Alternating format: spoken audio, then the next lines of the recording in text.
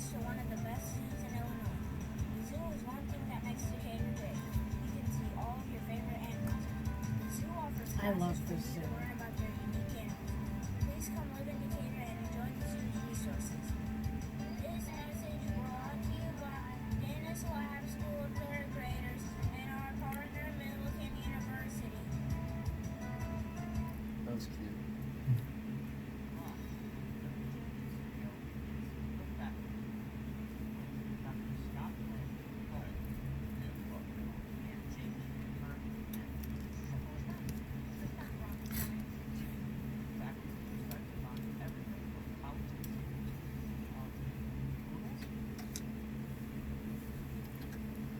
Good afternoon. Welcome to the Faculty Lounge on 89.5 WJMU The Quad. I'm Dr. Scott Lambert. I'm here with my wife, Jamie Whitmer, and today's very special guest, Mr. Jeffrey Sterling. Hi, thanks for having me. Hi, how you doing? Jeffrey is going to be speaking tonight in the James W. Moore lecture series? Yep. Mm-hmm. And you will be talking about your book, An Unwanted Spy. Yep, Unwanted Spy, The Persecution of an American Whistleblower. Came out last October. And tell us, all right, before people can know who you are, we have to hear your story. But your story to really tell takes like 45 minutes. Yeah. And I need the 2-minute version. Okay. Well, I certainly have to start off that I graduated here at Millikan University, class of '89. Went to law school, joined the CIA. I was a Iranian expert. Subsequently faced discrimination at the CIA, sued them for discrimination, was eventually fired from the CIA, and then accused of leaking classified information and put on trial for violating the Espionage Act, and spent 2.5 years in prison. That's pretty much in a nutshell right there. So, yeah, it's been an interesting time for me. And this is the hard part. You've never said you were guilty. No. Most people who followed the trial, who were there, who sat through it, or who paid attention to it, have said that you were not guilty, or were most likely not guilty. You have had Desmond Tutu. I think the Pope even made a comment about you at some point or another about what was happening with you. Yeah, no, I was wrongfully convicted. I did not do what I was accused of, and there was never a question for me to pleading to something I did not do. So there was going to be a trial, but as I did then, and I've never wavered in this, I did not do what I was accused of doing. Absolutely not guilty. You know, today it's a big day at Millikan University. We do have a presidential search going on. We have a presidential candidate on campus, so parking is a little bit difficult. But if you're coming around, please, you need to come by Quaker Hall at 7 o'clock to listen to this story. It's a fascinating story. It's not a fun story. Jason over there just got finished reading your book the other day, and he was like, wow, that's like the most depressing story I've ever read. And then he saw you today, and he's like, and he's so optimistic. Now, how do you do this? How do you remain optimistic after this really depressing story? Well, I hope the book isn't completely depressing. But I do it because I always maintain a sense of hope. And I've had an excellent support system with me throughout this ordeal. Particularly my lovely wife, Holly, and friends and family who've believed in me and supported me. And I've used that, and I've hung on to that support to get me through all of this. And I just can't be bitter about things. And I know it's always the right thing to do when you stand up and fight for yourself. That's what I did. I'm proud of that. And I just have no second guessing about it, and just hopeful for what's to come next. This is a very hard story to explain to people sometimes, because it involves just about everything that you can think of that would be bad for a person to happen. It involves race. It involves a journalist who tells a story and won't give up his source. And it involves all of these people who are assuming that source was you, when, as the journalist said often, many times, I won't divulge my source is, and none of them happen to be you. No, no. It's funny, during my trial, the information that I supposedly leaked to the reporter, they revealed during a trial that at least around 200 people had access to that classified information. Yet the only finger pointed, I was the only target of any investigation. No one else was ever investigated. Right, and one of those people had already been convicted of or left their job because they had given classified information to James Rice. Yes, that fact didn't make a difference for the judge or the jury. No, and it should have. Yeah, well, it should have been a sort of game over at that point. But that train started rolling years before, and I just nothing was going to stop it. That's again, that's a scary sort of story to tell. It's a hard story, and this isn't something that happened over like a year or two. No. Like I said, I just came off probation this past July, and at that point, I had had some sort of shadow of investigation or inquiry by the CIA on me for almost 20 years. So this was something that had been going on for many, many years. An ordeal to deal with, like that. Very tough situation for a very long time. Well, you know how I feel about it. We've talked about this on a couple of times. One of the things, though, I want to talk about is tonight. You're coming home. This is the second time you've been back to Milliken. And you should have some friends coming to see you tonight. Yeah, I'm really excited. I'm thrilled to be back here. I'm so appreciative for the invite and to be able to speak at Milliken. I never thought when I graduated here way back when that I would be a featured speaker in a speaker series here. But I do have some friends coming in. Some fraternity brothers I think are coming in as well. And it's just absolutely thrilling for me. I mean, this is really fun. Considering everything that I've been through, I'm enjoying every bit of this. While you were going through this, while you were dealing with all of this, what do you find and what do you do for escape? A few hours of a mental escape. What did you do? Many things. I'm a movie buff, so just in watching movies, again, years. I had lost the subsequent job I had when I was arrested. Just find different pursuits. Writing, I wrote a lot. I used to do NaNoWriMo. November is the National Novel Writing Month, and you have to write a 50,000 word novel in 30 days. I do that. Again, this went so many years that I would have every November to work up to do that. Reading, a lot of reading, just trying to take my mind off of what could potentially happen. Trying not to focus on the potential bad things that could happen.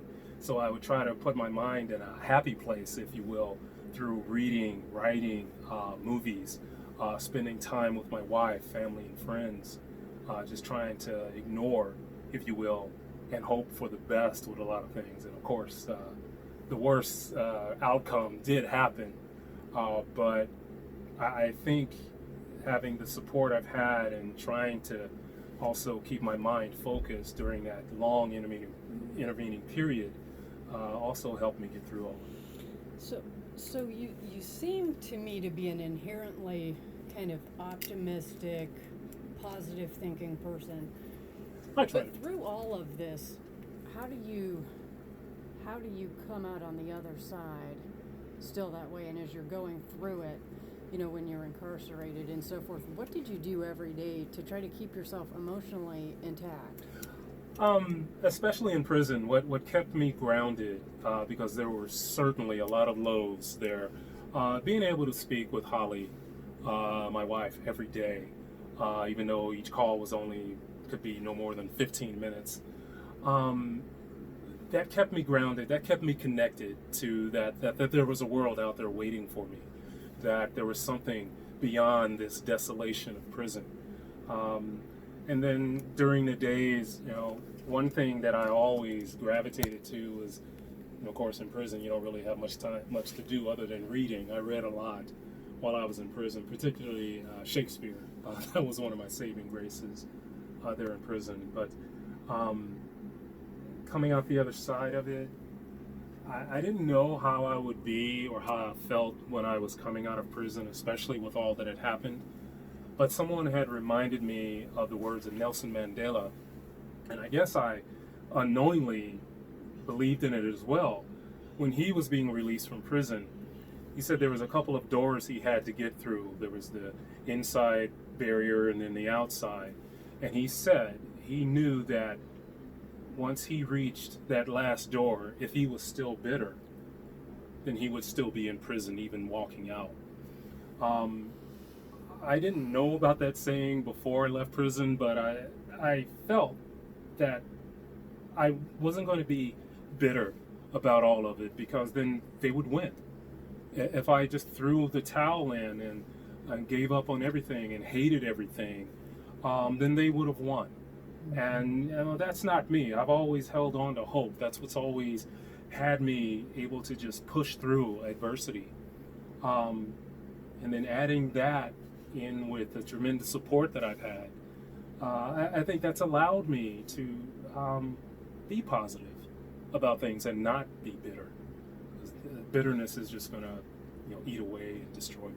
Holly, I'd like to ask you a question. What was it like for those days, those 15 minutes a day that you got to speak with him? What did you try to do? Did you try to maintain any type of an attitude when you were talking with him? Just positivity, just reassuring Jeffrey that I loved him and this was temporary, really just temporary. Us having the mindset that take each day as each day comes, not only that, just each hour. And knowing at the end of this, we had an end date. He was given 42 months. And if you thought about 42 months, that's overwhelming. If you thought about each day, each hour, it was more manageable. My day didn't begin until I spoke to him, and my day didn't, end until I sent him an email, because we also were able to correspond via email. So just knowing that he was there in the morning and the evening, and just trying to maintain a sense of normalcy, if you will, as a couple, even though we were separated by 900 miles. I'll tell you what was really difficult, tremendously difficult for me. I went to law school. I'm a lawyer, so I knew how the legal system was supposed to work, especially the criminal justice system. And sitting in prison, I would see on the news the stories with Petraeus and other individuals, and I had to wonder, well, where is that same criminal justice system? General Petraeus admittedly divulged classified information, lied to the FBI, yet he received a slap on the wrist. I was wondering, where was that same criminal justice system in my sense, and in my case? The duality of it was just sickening to me while I was there. But that just made me even more determined to get through this, to fight through it and let them know that you have not defeated me. And General Cartwright, who got pardon from absolutely. Barack Obama. Absolutely. Which, this is, to me, the most confounding part of the entire thing. You're a black man. Most of this happened because of your color. And this all happened with a black attorney general and a black president of the United States. Yeah, I think my case, my persecution was easy for that administration. I think Holder, and particularly then President Obama, had an image of the black American that he was going to upstand and not cross. I think he didn't want to appear too black, and he certainly wasn't going to appear lenient or go easy on any black defendant. Again, my case, my investigation had been dropped during the previous administration, but the Obama administration picked it up. It was easy. one thing that I say about that trial, there was absolutely no evidence of me providing classified information to anyone. The only thing proven beyond a reasonable doubt was that I was black. The CIA put on an incredible amount of sources and methods, classified sources and methods in an open trial, current and former case officers who were clandestine, undercover. Yeah, often behind the screen. Yes, behind the screen. The jury could see them though. And that is just unheard of. Yet every one of those individuals, I did not look like at all. I didn't fit in the club of the CIA. I didn't fit in the perfect image of President Obama and Eric Holder as upstanding black Americans. So that was an easy trial for them. And they didn't need any proof other than the way I looked and against the CIA. And during that trial, there was only, from what I've been told, one other black man in the courtroom. In the courtroom, yes, that was the bailiff, Mr. Wood, an official of the court. The only other black individual that took the stand, incredibly, was Condoleezza Rice, Right. who offered actually nothing for the trial, but she presented that image. And that was the only time that the courtroom galley was full to see Condoleezza Rice take the stand. My wife is shaking her Unbelievable. head over there. She's It's heard just this story. unbelievable. It's incredible. And again, what I faced in that courtroom was not the law that I studied and learned in law school. That was an enigma to what the law is supposed to be and how it's supposed to work. It was an incredibly one-sided affair. The Espionage Act, and it was so hamstrung with regard to my defense. And the result, I think, was showing it. I mean, the jury, think about the jury. Over half of the jury members had some sort of affiliation with security clearance or had a family member who had security clearance. So, this was a show trial Well, for yeah, the CIA. you're in Northern Virginia. That's like the CIA's home gym. Absolutely.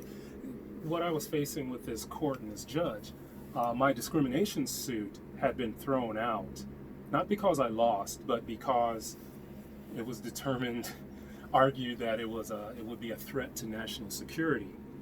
And the court that threw that out was the Fourth Circuit, where I was put on trial. And it actually said in the court papers, which I've read, you kind of had to take one for the team. Yeah, it said that when they were tossing my case out, that is one I was going to have to take on behalf of the entire country. Yeah.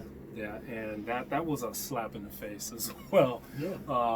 And it just made absolutely no sense. And then, time being what it was, and then the trial, any and everything that I would have brought up during my discrimination case was freely thrown out there by the CIA and the Department of Justice during my trial. That trial was no more than the discrimination case that I wasn't allowed to bring, but I also wasn't allowed to even state my case. Right. So the government had it both ways.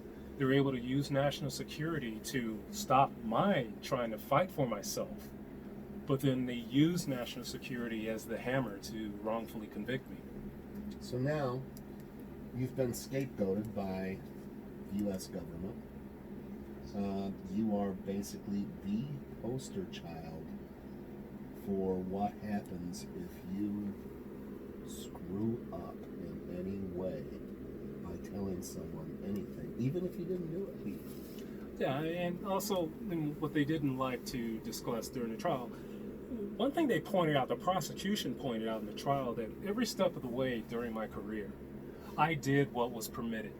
I went through the established and allowable routes for my complaints or my issues, but that aside, they did set me up as the poster child for a disgruntled employee breaking his oath and endangering our country by divulging classified information. Their arguments about my guilt made no sense, especially with no supporting evidence. And just the argument about the whole process made no sense. And it's very unfair. So, here we are. Yeah.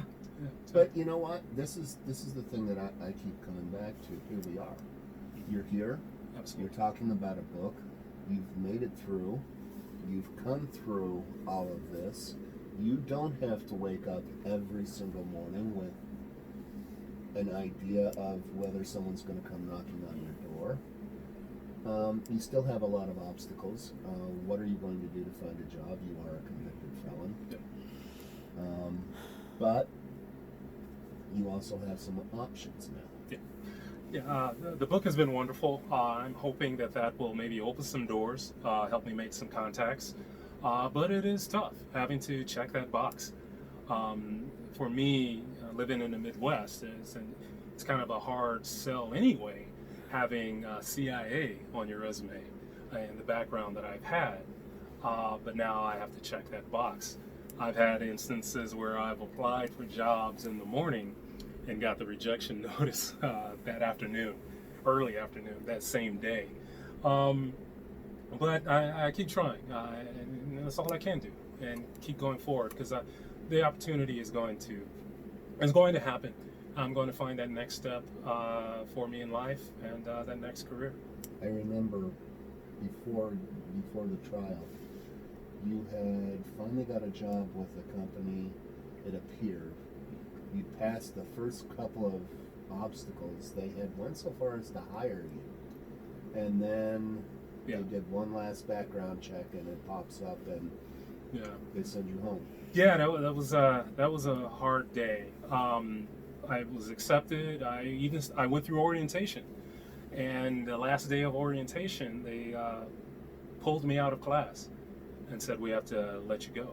And wait a minute, I haven't been, this is before the trial, I haven't been convicted of anything. Why? And of course the answer was, well, that's from corporate. So we got to pull you out. So that was quite disheartening. I thought that was something that I was able to hang on to, but that rug was pulled out from under me. That was very painful. But I felt then that I found somebody who was able to look at me and hire me, and I think I'll be able to do that again. I'm sure you will. We're here on 89.5 WJMU The Quad. This is the Faculty Lounge. I'm Dr. Scott Lambert. I'm here with my wife, Jamie Whitmer, and our guest today, Jeffrey Sterling. I have to say that once every half hour or they yell at me. So one of my thoughts is to bring folks back who are just now tuning in, give a quick synopsis here, real quick, about what we're talking about and so forth. You? Yeah, me? Oh. Doesn't matter to me who answers it. Yeah, and just, Jeffrey Sterling, a graduate of class of 89 near Millikan University. I was a proud member of Tau Kappa Epsilon. Then from Millikan, I went to law school in WashU in St. Louis. Then I joined the CIA. I thought what I had was a great career, but I wasn't moving up as well as I thought I should have. And it was because of the ignorant discrimination that I was facing there. They felt the color of my skin would hamper me as a clandestine agent, which was anything from furthest thing from the truth. I did file suit against them. I was eventually fired from the CIA. And then I was investigated for leaking information to a reporter, which I did not do. Eventually indicted for violating the Espionage Act, put on trial, wrongfully convicted, and sent to prison for 2.5 years. And I'm going to play, dumb here, even though I'm not. But not very many people have been convicted under this act, correct? I mean, during this time frame. I think I was the 5th in the history. The Espionage Act is from 1917, I believe, and I am the 5th to be convicted of it. And of course, now and since the Obama administration, there's been a rampant use of the Espionage Act, and I think a very perverse use of the Espionage Act. At one point, there were 8 people in indictment for the Espionage Act during the end of the Bush years and the beginning of the Obama years. Incredible. It's again, I just think it's a perverse use of the Espionage Act. It's just a use as a hammer It's being used inappropriately, beyond its purposes, and hopefully there's going to be some constitutional review of the use of the Espionage Act, and the act itself is Right. very necessary. And what happened with you is one instance. Another was John Kiriakou, who Yes. was the person who, and I love this, he was the person who blew the whistle on Abu Ghraib Torture. and torture, and he's the only person who served any jail time or any major legal issues for torture in Cuba. And another one is Thomas Drake, who blew a whistle on illegal wiretapping of United States citizens in a van. You know, and these things, when the FBI comes knocking at your door, this is not a normal occurrence. This is going to wreck most people's lives. Yeah, after I was fired from the CIA, I was basically blackballed. I couldn't find work anywhere. You think about it, this was after 9/11, and I was an experienced clandestine case officer, experienced in fighting terrorism, and no one in the intelligence community would hire me. I lost everything, and but then I picked up the pieces. After spending time being a nanny for room and board, because I had fallen that low, I was able to find another job, and I had another career. I was successful in the career, and I was moving up. Life was good, and then the FBI came knocking, and from that was in 2005. I'd been in the job that I had for a few years, and I lost everything again. But this time around, I had Holly in my life, so that terror that can happen with the FBI knocking on your door, she's helped me weather them. Yeah, and your story is fascinating. I think one of the worst parts about it is that so much of the story is not about you. No. Even though you were the center of it, even though you were part of it, you were, and Jeffrey Sterling, who is the source that he won't give up. Yeah, I was This an easy is what target. you were basically told by the media. This is what the public was told for 6 years. Yeah, I mean, the media had no regard for whether I was innocent or guilty. The only interest they had in the case was when one of their own was in jeopardy of being called and possibly going to jail for not divulging his sources. Once the danger was removed from that journalist, any concern for the case went away. There was absolutely no concern for the case after that. That to me was quite disheartening, because there were so many aspects of my trial that had implications for journalists, for the media in general. One of the appeals the government conducted during my trial was centered around the question of, is there any protection, source protection, that journalists can utilize? The government won the appeal, and basically stating that there is no protection for journalists. But the media didn't want to pay attention to my trial, and now I think they're going to pay the price for that. I think we see the government using the Espionage Act to go after journalists happening right now. It may not be happening in this country, but it is happening with Julian Assange. I think the groundwork for charging Julian Assange with violating the Espionage Act was set in my trial. And then you've also got what happened with Reality Winner. Yes, tragic.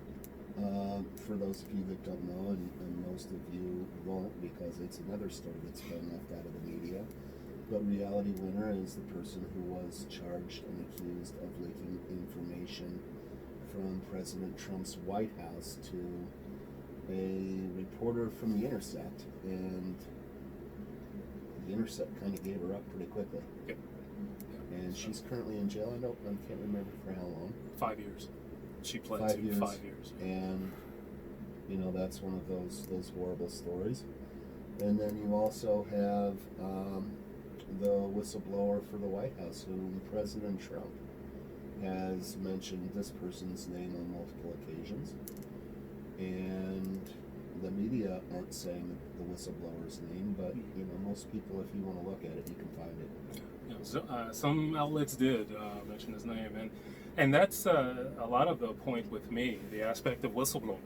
I, if you will, blew the whistle on discrimination at the CIA, one by my suit, and two by going to the House Intelligence Committee. And I also blew the whistle about a faulty program that I was involved in at the CIA called Operation Merlin. I had concerns about that program. I went with my concerns to the Senate Intelligence Committee. Information related to that program was what was subsequently leaked to the reporter, and then I was, of course, accused of being the leak. But it's all about whistleblowing, and I love that whistleblowing has been to the forefront, because I think it's showing the faults that are inherently involved in this system that should protect individuals coming forward about wrongdoing, especially at our government. And so, the case with the infamous Ukrainian phone call whistleblower, I think that has shown a lot of what's wrong with the protections for whistleblowers in this country. Once that individual made the complaint about that phone call, the White House and the Attorney General were immediately notified. Those are the very subjects of his complaint. So that gave the White House and the Attorney General the opportunity to identify this individual and set them up for reprisal and retaliation. Absolutely. And that is exactly what happened with me. Little did I know that when I went to the House Intelligence Committee and the Senate Intelligence Committee, the staffers that I was speaking to at that time had either a current or a former relationship with the CIA. During my trial, it was made clear that the moment I walked out of those offices, both of those members from those committees went straight to the CIA about me. And that set me up for what happened. I was subsequently fired. I was subsequently accused of something that I didn't do. And so I love, again, that there's been more conversation about whistleblowers. So maybe we need to have more serious conversation, and it's going to lead to changes, especially for protection for whistleblowers. The other thing is, even though you're talking about that, the idea and the subject of whistleblowers is still not a major subject that you hear about in the media. It is, you have to go look to see what happened with Reality Matter. You have to go look to see what happened with you. You have to go look to see what happened with John Kiriakou. You have to go look to see what happened in all of these. This is not something that people know. Yeah. This is your story. I hate to say this, but your story, I've been telling your story to people for 7 years now. And you would not believe how many people say, huh? And that's, people should know. This is one of those stories, and these are stories that people should know. Absolutely. Yeah, especially on whistleblowing. I think the media gets into the political aspect of it too much, and they focus on the whistleblower. And therefore, they're looking at the crime of the whistleblowing and not looking at the overall issue being brought forward. And I think, especially with my experience with the CIA, media wants to keep itself in good graces with government. Exposing wrongdoing in government or even focusing on that can sometimes maybe shut doors for some media outlets that they know they won't have the access that they had before. And some in media look at whistleblowing as a game, or the leaking as a game that they play. They have no fear of anyone in the media being prosecuted. There will be the occasional individual that may be prosecuted, private individual prosecuted for just to keep things seemingly at an equilibrium. But I think the media looks at it as a game, and if it's not serving their own self-interest, then they won't report it. With my case, I think maybe the aspect of national security, because a lot of times when you throw in national security to an issue, a lot of people will turn and run.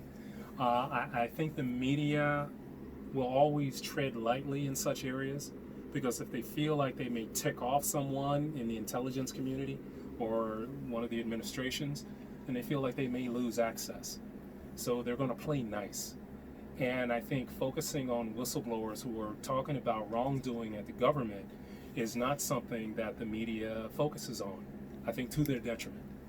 You know, and I'll agree with most of what you say. One thing I will say as a journalist and as someone who studies journalism, I think that media don't really take the right approach to this kind of story.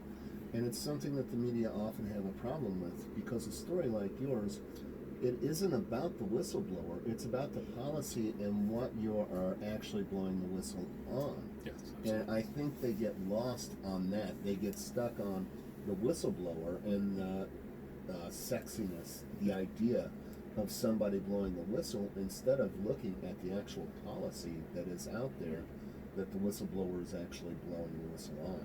And that's the media, I think, playing into the hands of the government in distracting it away from the real issue.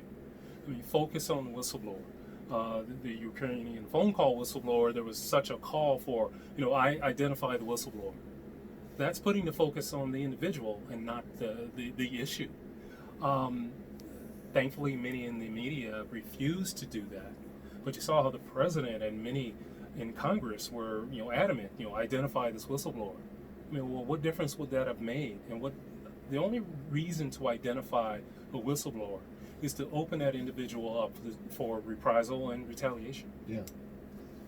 Now, I want to talk about another journalist, though, someone who has been a positive influence on your life, and that would be Norman Solomon. Oh, Norman's a great guy. I'd say this has been excruciating at times, this ordeal, but I can be thankful for the people that I have met along the way. Norman Solomon being one of them. Very thankful. He's turned into a great friend. And also meeting you through this. But Norman has been supportive. He was one of the few that went to every day of the trial. I think it was he and Marcy Wheeler. Marcy Wheeler. Ray McGovern would come on occasion, but Norman was there just about every day.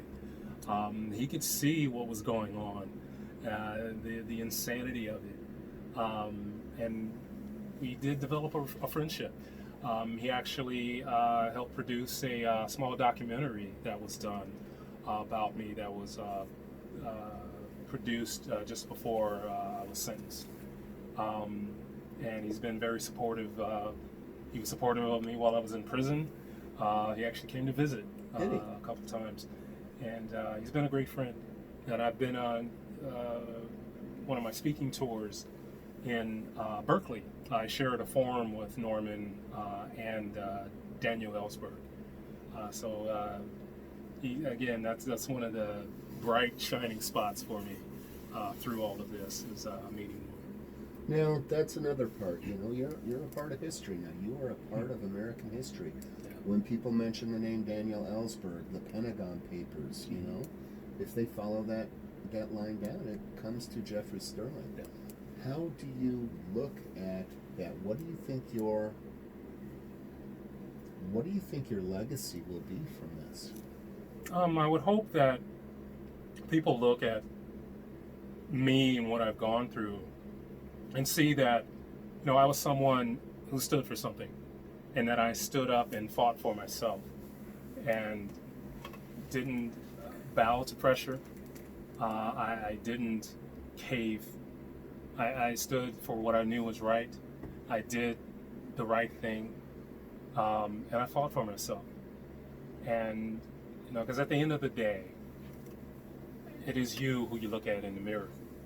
And I never would have been able to look back at myself had I pled guilty to a crime I didn't commit. And had I not fought against discrimination at the CIA, and especially if I had not persevered through this ordeal. I think, that perseverance, I think, is something a message that anyone can take from me. Now, earlier this afternoon in a class, I asked you a question. I felt a little bad about it, but not really. When you came to our class the first time, you were, to me, before I knew you, you were guilty in my mind. You were a part of the James Risen case. And I told my students, this guy's a lawyer, he was in the CIA, and he is a spy. This man is an expert at not telling the truth. So you cannot take every word he says and take it to heart. And by the end of the class, and the end of that day, you took the class, we all took you guys to Donnie's for lunch. And by the end of that day, every single one of my students in that class came up to me and said, I don't think he did it. And if he did, they've already done more than enough to him and they don't need to do anything else to him. It was to that day. Every single one of them said that. Now, I'm much more of a cynic than them. I held out for a while, but as I kept speaking to you, I was convinced. I've been convinced for quite a while that you are an innocent man. I've written that. I've made my opinion known in print. And I think that it's a travesty that an innocent man went to jail. But even today, my wife, trying to play devil's advocate, which she did, said, he was CIA, he's a lawyer, he's a spy. And I think the take-home thing, though, with what Scott was saying at the time versus now, is as a journalist, you should always know who you're interviewing before you interview them, to some extent, but also double check everything they say, and make sure that you're sourcing things, make sure that you're not publishing things that just one person said, and I think over now at least 5 years, if not longer, 7 years, Scott has sourced every single thing you've said. And, he can pretty much track down everything you've said, and it's all, and that's what journalists need to do, but all too often in today's era, we're not doing. And I think that's been the worst part about your case is that there weren't enough journalists who said, okay, let's go look at Jeffrey Sterling. Yeah, there really wasn't interest, except for individuals like Norman Solomon. Yeah. And yourself. And I think that, again, was the media just kind of following into it. I guess maybe they thought, okay, it's going to be another, he'll plead, it'll be over with, we'll move on to something else. Without any regard for whether I was innocent or guilty. Mainly regard that I was guilty with that assumption. And weren't really taking any time to get to know me as a person. Because even during all of that intervening time, it wasn't even USA versus Jeffrey Sterling. It was the Jim Rising case. Yeah. So they weren't even regarding me as a factor in my own trial. But anyone who has gotten the chance to know me, hear me speak or talk with me, I think has sensed and realized that integrity that I've had all my life, that integrity that I brought to the agency, that helped me be a success there. That integrity that allowed me to stand up to the agency and fight against them. And that same integrity that would not allow me to plead to something I did not do. I think, despite my background, when I'm defending myself, which is should be inherent reaction for anyone, you're going to get me, flat out truthful me.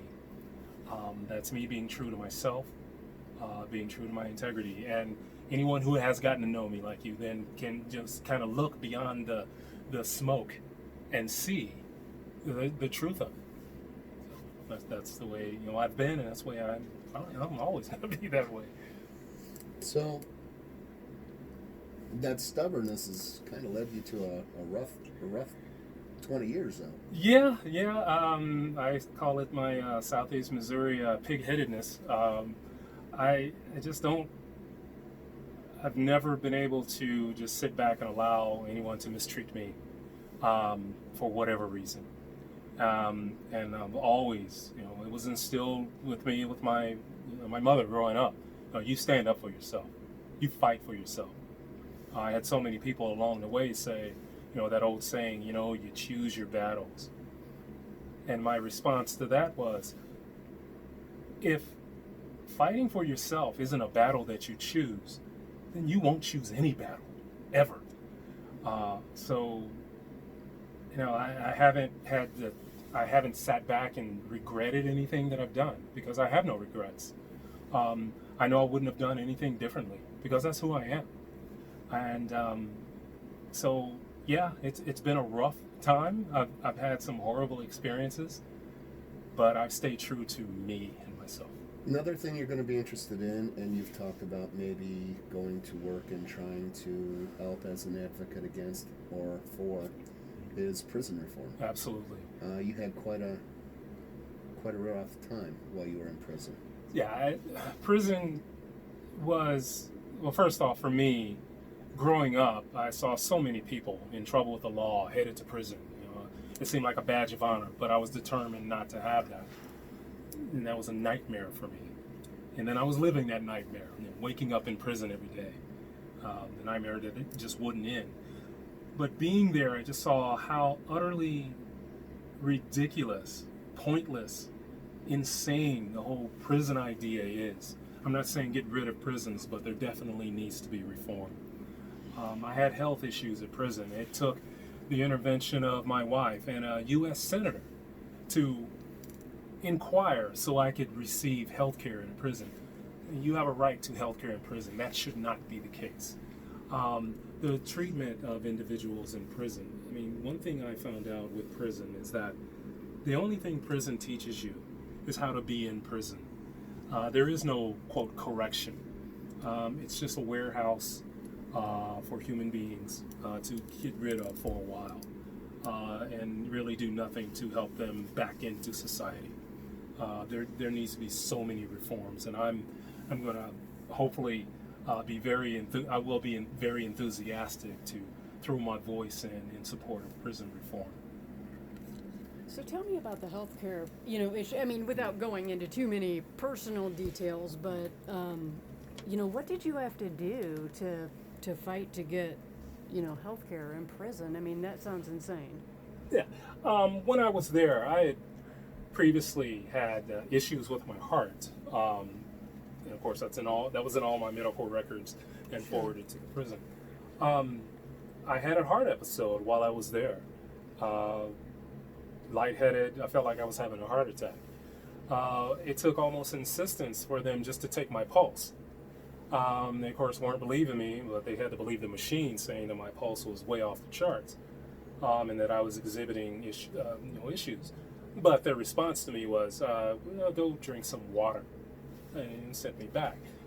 So didn't get an evaluation by No. an actual, healthcare Nothing. professional. Nobody's listening to your heart, lungs, doing a full exam, nothing like that. It's just go drink water. They have medical staff there, and that's who took my pulse and things like that. But they're so dismissive Right. of anything. The episodes continued, and they were getting worse. And I let my wife Holly know, and she rallied support. People were bombarding the prison with emails and phone calls. Through her and Arn Manconi in Colorado, was able to get the interest of a U.S. senator. He called up to the prison. Michael Bennett. Okay. Michael Bennett, is he still? I think he's still. But it took the intervention of a U.S. senator for me to receive proper health care in prison. The moment that senator started inquiring at the prison about me, they were scheduling me to go see a cardiologist. I mean, that is completely wrong. That should not happen. And I mean, we're talking about a closed environment. How difficult is it for you? You got individuals, you have a finite staff of people that you have to tend to, or a population of people that you have to tend to. Why is it so difficult to give a damn? And this is typical of the prison population in general where you were at. It wasn't just you. It's, Absolutely. I saw too many times. I was at a low security prison. The population wasn't a huge number of people there at the prison. But any number of times, either saw or we got word that, an inmate died. One individual died of a heart attack a week before he was supposed to go home. He had been complaining about heart issues. And the response to him, of course, was go drink some water. Unfortunately, he didn't have the support and advocacy that I had. He may have been able to get that help, but it shouldn't even have been a question of that. He should have been tended to properly. And I saw just so much of the the dismissiveness with regard to medical care at the prison. I was just wondering why more people hadn't died. And to contrast that, you walk into any ER, any healthcare facility, anywhere in the United States, and you say, I'm having chest pain, or my heart is racing, or I can't breathe, you are immediately the number one priority in that facility, period, until they have fully evaluated you. Yeah. So this is completely inexcusable that this goes on for any amount of time, period, let alone long enough that, I'm assuming there's days involved because you have to get a U.S. senator involved. Absolutely. I mean, it's a total travesty. Yeah, That is just unbelievable. Unbelievable and it should be unacceptable. And I will gladly jump in the ring to fight for prison reform. And there's just some basic, because while I was there, I read the book, The New Jim Crow, speaking about the prison industrial complex.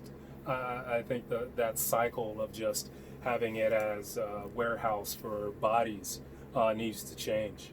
And much more discussion needs to happen with that, and real reform, not the rubber stamp things that we get out of our government. Have you seen the Netflix documentary, The 13th? No, I haven't. That also has a lot to do with that. I can't remember who it is, but it's the lady who did Selma, DuVernay. Mm-hmm. And she really makes a large argument against the way that prisons treat, especially black men right now. Yeah.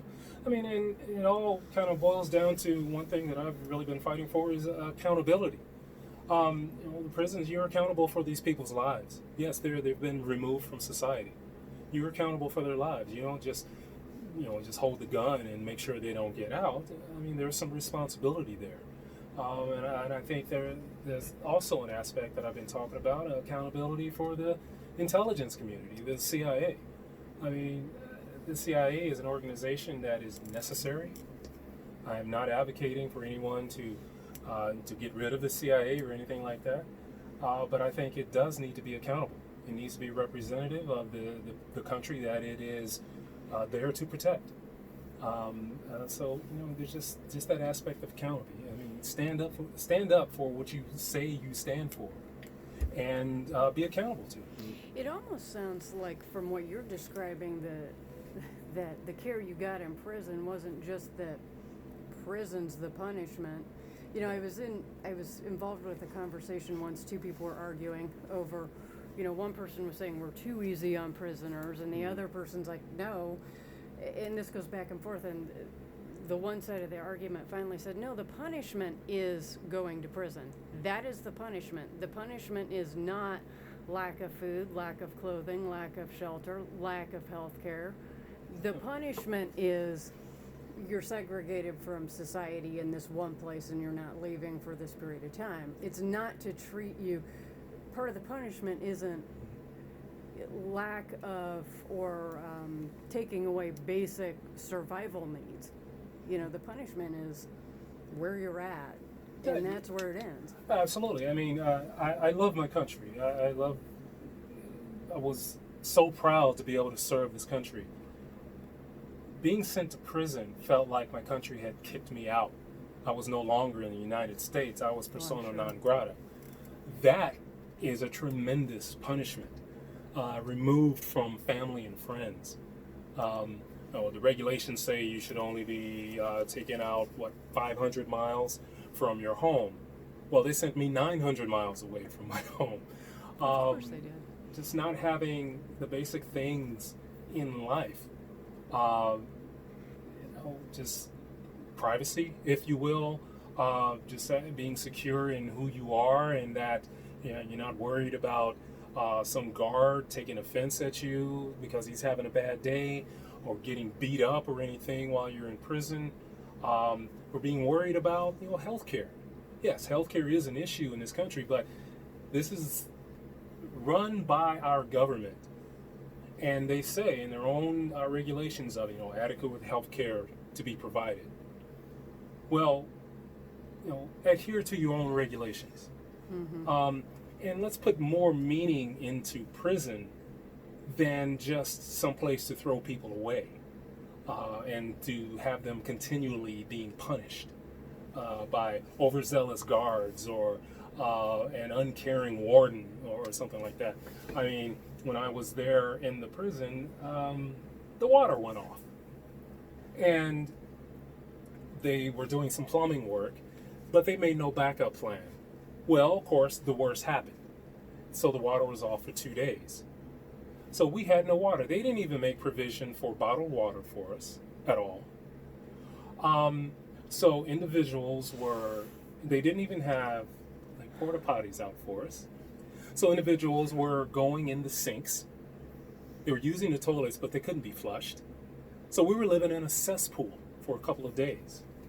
And then finally on that second day, near the end, they brought in some porta potties and gave us little tiny bottles of water. It's like, where and anywhere else in this society can you get away with that sort of neglect and abuse? People get their pets taken away Absolutely. for stuff like that.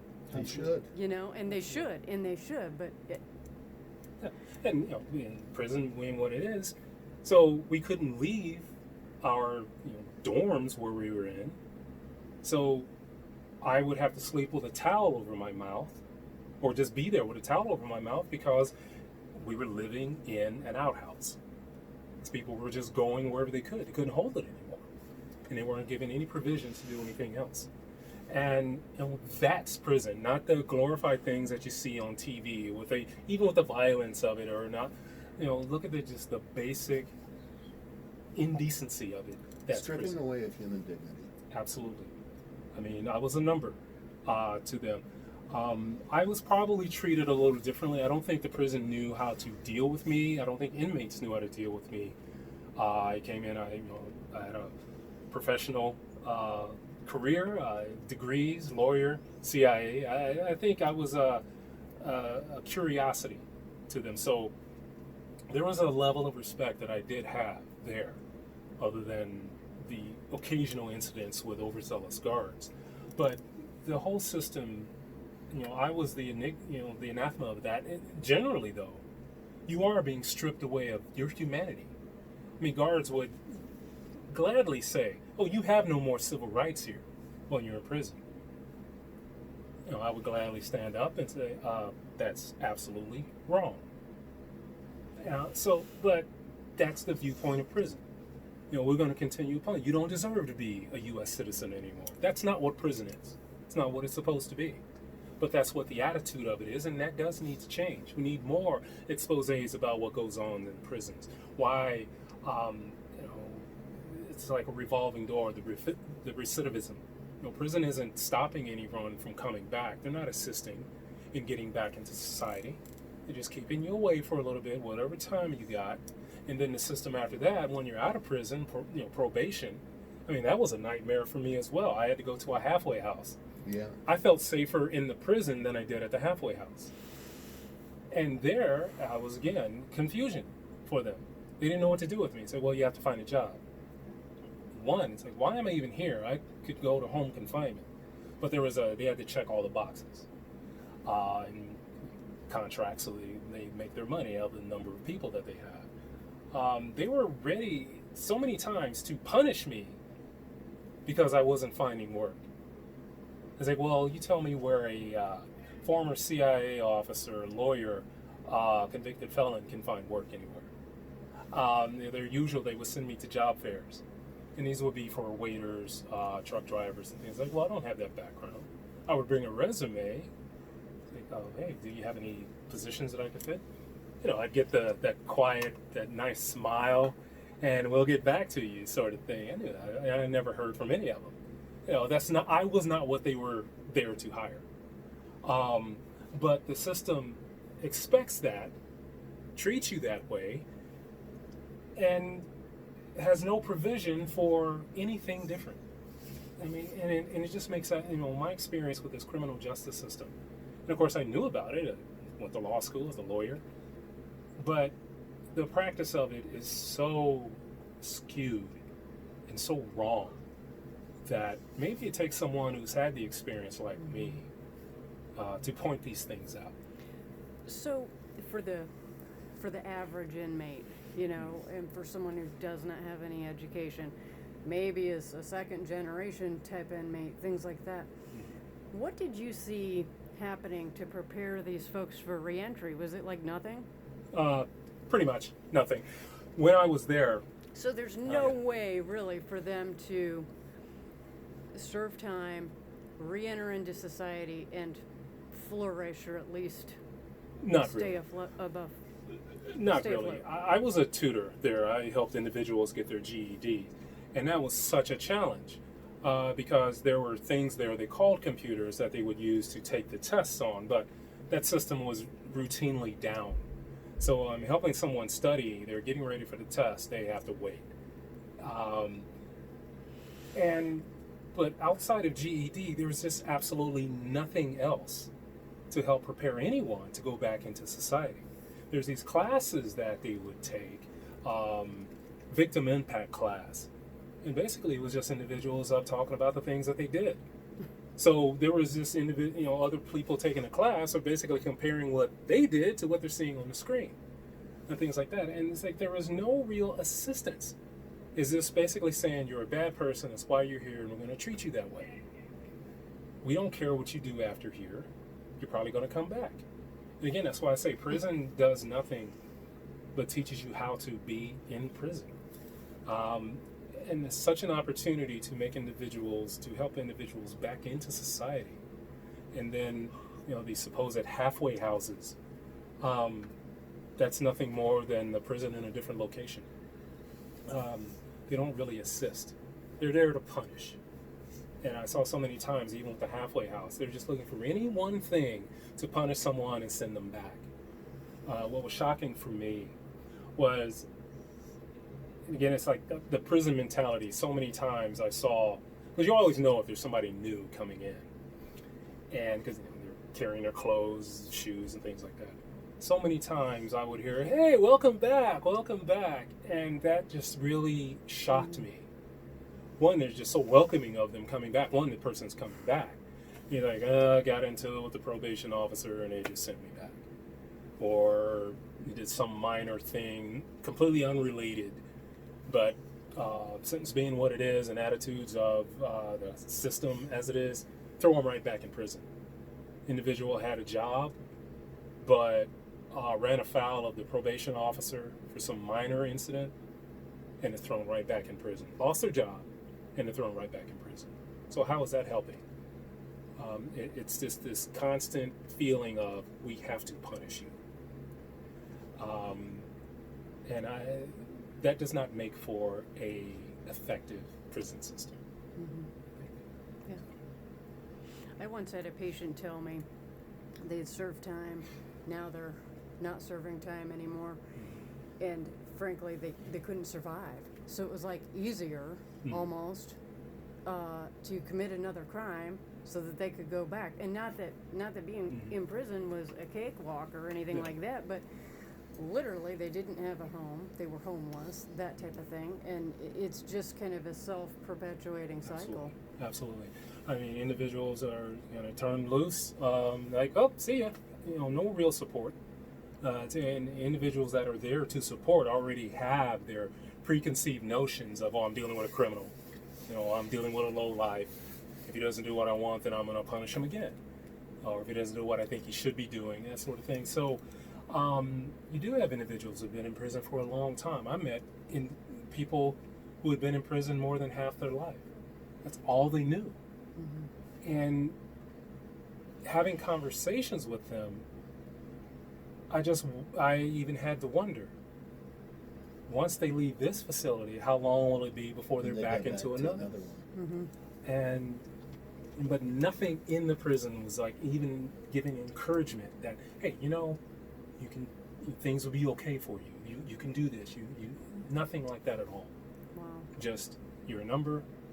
You're in prison. That's it. So what can you do? Me personally? Yeah, you. A lot of what I'm doing right now, talking about it and reaching out to our policymakers, congressmen, to get some real meat to reform. Let them know, the realities of it. maybe they'll listen to me. I don't know. I'm not saying that I'm better than anybody else who was in that prison, but I will certainly get up and try to fight for reforms in prisons. Write articles. That I've done some articles about prison, and I had to wonder, was prison a mirror of the outside world, or was it the other way around? Because I was in such a segregated area in the prison. I mean, there was a white TV room, a black TV room, a Hispanic TV room, a Native American TV room. You know, are those sort of things necessary? That just creates more division and more separation for people in society. And we shouldn't be instilling that in prison. We should be fighting against that sort of thing. So maybe those are the type of issues that I can bring forward to help in reform, to give some just legitimacy to prison instead of just a wasteland of human warehouses. And then the end all of punishment. It's a place to be punished from day one to the end of it. So a lot of things can be done, and I'm hoping I can get out there and do it. Okay, well, we're running out of time. Okay. But I want to end this by just saying, we talk, and on this show, we talk to faculty, we talk to people, and we find them fascinating and what they do. I just want to say you are an example of the best that Milliken can have. That means a lot to me. I appreciate that. You have believed and said what you've said. You've went through an unbelievable trial and tribulation as a man, and you're still here, and you're still trying to do your best to make things better. So I appreciate everything you've done. Thank you very much. We will be back a week from Thursday on the Faculty Lounge. John Blakeman will be our guest that week. Jamie will be very happy about that. And we will see you then here on 89.5 WJMU, The Quad. That's pretty good. Yeah, that's brutal hearing some of that. Oh my goodness, Gosh. Sorry, I still get emotional at times. Oh, I Holly, can we only need to speak to imagine. you more. I apologize because your story is really important as well. Would be. I think my story would have continued without her. What do you do? Background social work. Wow.